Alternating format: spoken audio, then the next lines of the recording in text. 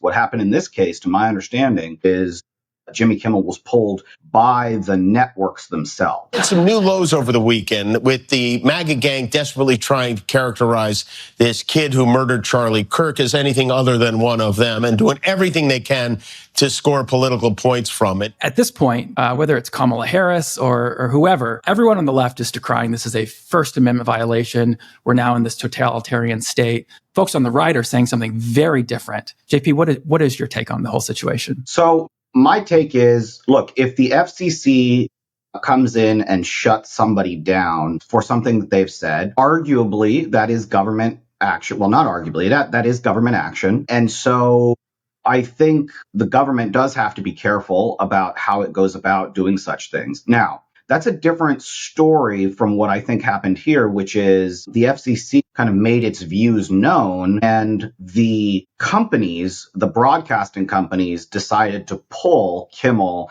from their shows, essentially, and from their broadcasting. They basically decided, we're not going to broadcast his content.